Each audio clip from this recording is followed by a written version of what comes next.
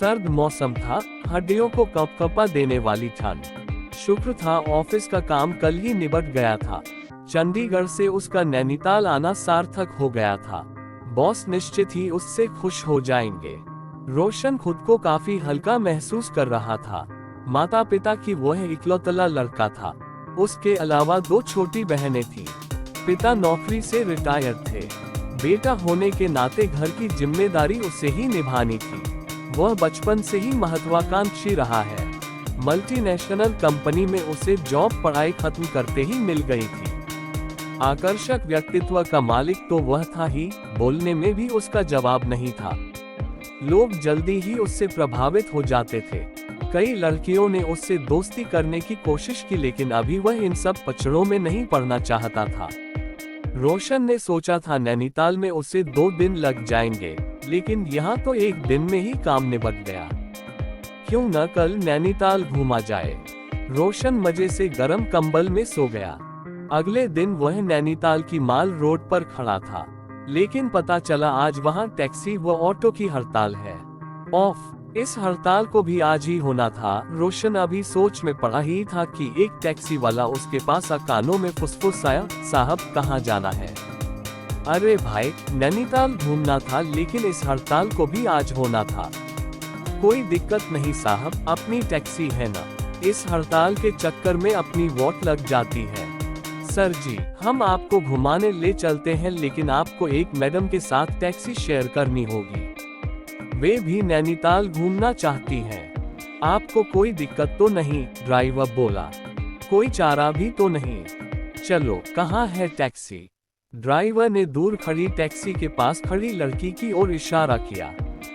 रोशन driver के साथ चल पड़ा। हेलो, मैं रोशन, चंडीगढ़ से। हेलो, मैं प्रिया, लखनऊ से। मैडम, आज नैनीताल में हम 2 अनजानों को टैक्सी शेयर करना है। आप कंफर्टेबल तो रहेंगी ना? थोड़ा अनकंफर्टेबल लग तो रहा है, पर इट्स ओके। इतने छोटे से परिचय के साथ गाड़ी में बैठते ही ड्राइवर ने बताया, सर, मसूरी से लगभग 30 किलोमीटर दूर चोटी जाने वाली रोड पर शांत और खूबसूरत जगह धनौल्टी है।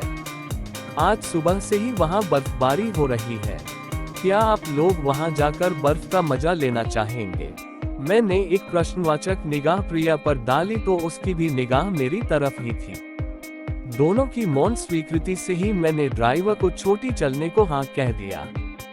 गूगल से ही थोड़ा बहुत नैनीताल और चोटी के बारे में जाना था। आज प्रत्यक्ष रूप से देखने का पहली बार मौका मिला है।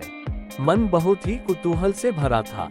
खूबसूरत कटावदार पहाड़ी रास्ते पर हमारी टैक्सी दौड़ रही थी। एक एक पहाड़ की चढ़ाई वाला रास्ता बहुत ही रोमांचकारी लग रहा था। बगल में बैठी प्रिया को लेकर मेरे मन में कई सवाल उठ रहे थे। मन हो रहा था कि पूछूं कि यहाँ किस सिलसिले में आए हो, अकेली क्यों हो, लेकिन किसी अनजान लड़की से एकदम से ये सब पूछने की हिम्मत नहीं जुटा पा रहा था। प्रिया की गहरी बड़ी बड़ी आंखें उसे और भी खूबसूरत बना रही थी। न चाहते हुए भी मेरी नजरें बार बार उसकी तरफ उठ जाती।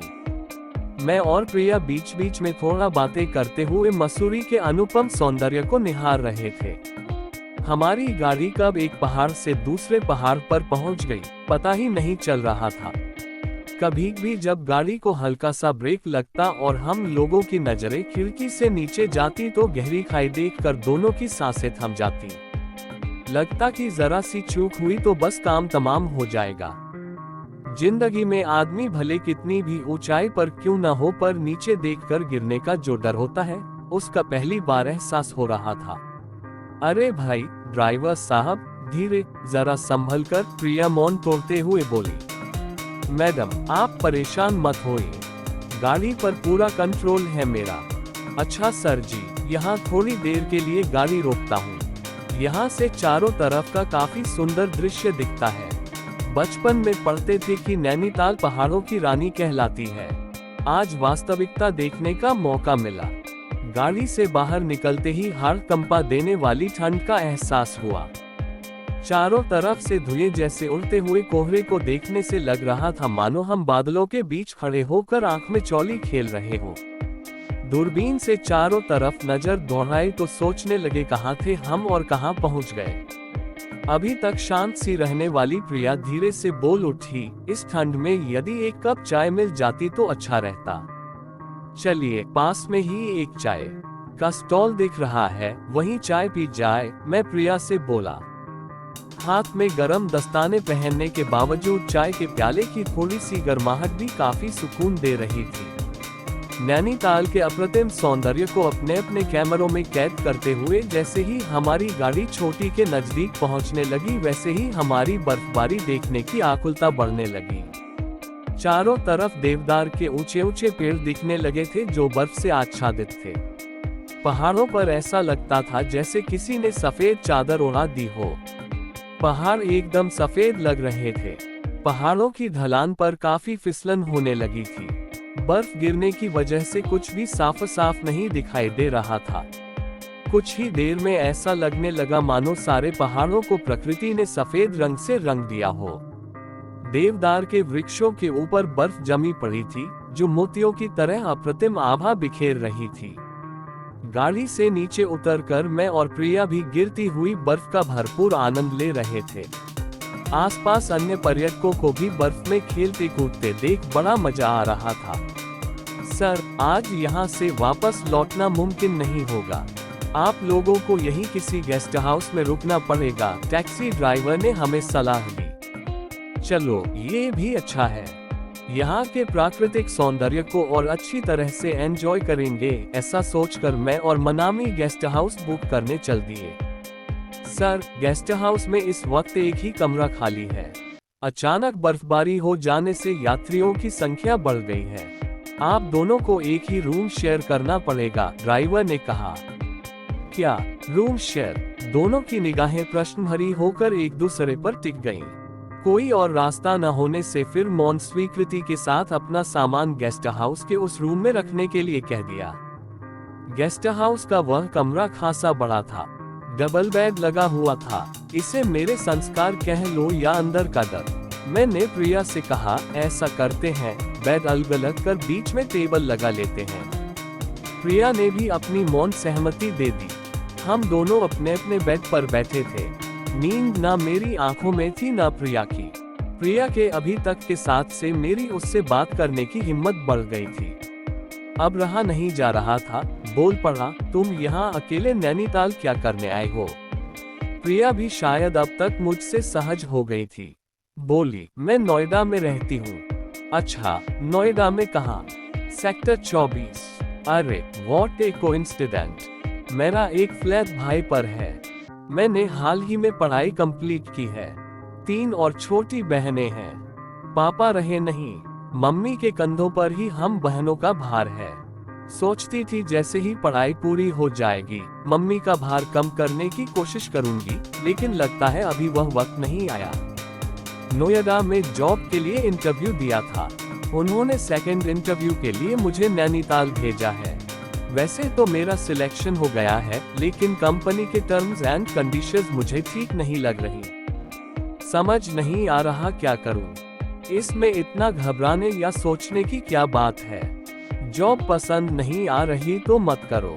तुम्हारे अंदर काबिलियत है तो जॉब दूसरी जगह मिल ही जाएगी। वैसे मेरी कंपनी में अभी न्यू वैकेंसी निकली है। तुम कहो तो तुम्हारे लिए कोशिश करूं। सच, मैं अपना CV आपको मेल कर दूंगी। शायद वक्त ने हमें मिलाया इसलिए हो कि मैं तुम्हारे काम आ सकूं। रोशन के मुंह से अचानक निकल गया। प्रिया ने एक नजर रोशन की तरफ फेरी, फिर मुस्कुरा कर निगाहें झुका ली। रोशन का मन हुआ कि ठंड से कपकपाते हुए प्रिया के हाथों को अपने हाथों में ले ले, लेकिन मनामी कुछ गलत न समझ ले, ये सोच रुक गया। फिर कुछ सोचता हुआ कमरे से बाहर चला गया। सर्द भरी रात, बाहर गेस्ट हाउस की छत पर गिरते बर्फ से टपकते पानी की आवाज अभी भी आ रही है। प्रिया ठंड से सिहर रही थी कि तभी कॉफी का मग बढ़ाते हुए रोशन ने कहा, ये लीजिए थोड़ी गर्म व कड़क कॉफी। तभी दोनों के हाथों का पहला हल्का सा स्पर्श हुआ तो पूरा शरीर सिहर उठा। एक बार फिर दोनों की नजरें टकरा गईं। पूरे सफर के बाद अभी पहली बार पूरी तरह से प्रिया की तरफ देखा तो देखता ही रह गया। कब मैंने प्रिया के होठों पर चुंबन रख दिया, पता ही नहीं चला। फिर मौन स्वीकृति से थोड़ी देर में ही दोनों एक दूसरे की आगोश में समा गए। सांसों की गर्माहट से बाहर की ठंड से राहत महसूस होने लगी। इस बीच मैं और प्रिया एक दूसरे को पूरी तरह कब समर्पित हो गए, पता ही नहीं चला। शरीर की कंपकपाहट अब कम हो चुकी थी। दोनों के शरीर थक चुके थे पर गर्माहट बरकरार थी। रात कब गुजर गई पता ही नहीं चला। सुबह सुबह जब बाहर पेड़ों पत्तों पर जमी बर्फ छन छन कर गिरने लगी तो ऐसा लगा मानो पूरे जंगल में किसी ने तराना छेड़ दिया हो। इसी तराने की हल्की आवाज से दोनों जागे तो मन में एक अतिरिक्त आनंद और शरीर में नई ऊर्जा आ चुकी थी। मन में न कोई अपराध बोध, न कुछ जानने की चाह, बस एक मौन के साथ फिर मैं और प्रिया साथ साथ चल दिए। प्रिया को मेरी ही कंपनी में जॉब मिल गई और आज वो मेरी जीवन संगानी है और हम कई बार नैनीताल में उसी रूम में स्टे किया और हमारा हनीमून भी नैनीताल में ही था।